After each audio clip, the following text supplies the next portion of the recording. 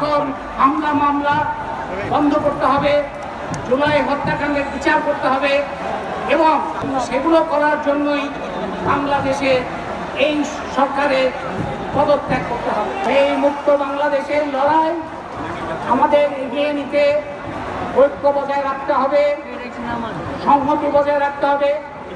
আর সবচেয়ে গুরুত্বপূর্ণ হচ্ছে মুক্তিযুদ্ধকে দখলদারদের হাত থেকে মুক্ত করতে হবে, মুক্তিযুদ্ধকে পুনরুদ্ধার করতে হবে। মুক্তিযুদ্ধের নাম নিয়ে জনগণের উপরে আক্রমণ আর চলবে না। বাংলাদেশে যারা খুনি, যারা লুটেরা, যারা ফ্যাসিবাদ, তারা মুক্তিযুদ্ধের চেতনা বিরোধী। বর্তমান সরকার মুক্তিযুদ্ধে যত ক্ষতি করেছে আর কোন সরকার এত ক্ষতি করতে পারে না। 1971 মুক্তিযুদ্ধে বাংলাদেশের জনগণ লড়াই করেছিল, লক্ষ লক্ষ মানুষ জীবন দিয়েছে।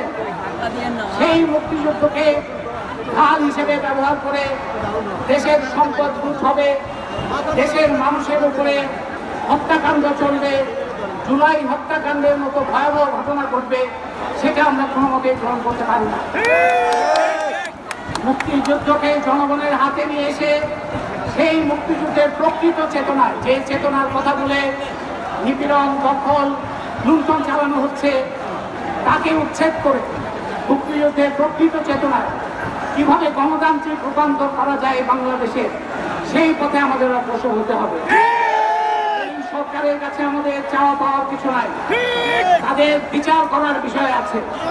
অনেক বিচার জমে গেছে, সেই বিচার করতে হবে। যারা গ্রেপ্তার হয়ে আছে তাদেরকে মুক্তি দিতে হবে, যারা আটক আছে, যারা ঘর পাথর হামলা মামলা বন্ধ করতে হবে, জুলাই হত্যাকাণ্ডের বিচার করতে হবে এবং এই সব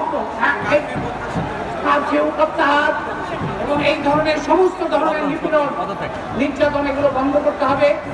সেগুলো করার জন্যই বাংলাদেশে এই সরকারের পদত্যাগ করতে হবে। পদত্যাগ বললেই হবে না, মুক্তিযুদ্ধকে যেমন জনগণের হাতে নিয়ে আসতে হবে, এই দেশকেও জনগণের হাতে নিয়ে আসতে হবে। সেই জন্য গণতান্ত্রিক রূপান্তর কিভাবে হবে সেই আলোচনাই হবে এখনকার প্রধান এজেন্ডা। প্রধান আলোচ্য বিষয় গণতান্ত্রিক রূপান্তর কিভাবে হবে।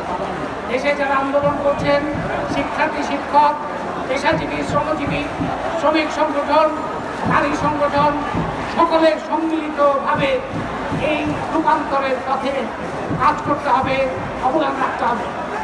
সেই কাজে সকলের সম্মিলিত উদ্যোগ আহ্বান করে সকলের সাধ্যমতো ঐক্য সংহতি বজায় রেখে সকল অন্তর্ভাব পরাজিত করে এই যাত্রা, শক্তিশালী যাত্রায় অপ্রতিরোধ জায়গায় নিয়ে যেতে হবে। কারণ আমাদের ইতিহাস সরকারকে মনে রাখতে হবে, আমাদেরও মনে রাখতে হবে। আমাদের ইতিহাস শুধু মার খাওয়ার ইতিহাস নয়, আমাদের ইতিহাস প্রতিরোধেরও ইতিহাস, আমাদের ইতিহাস পুতুল নির্মাণের ইতিহাস।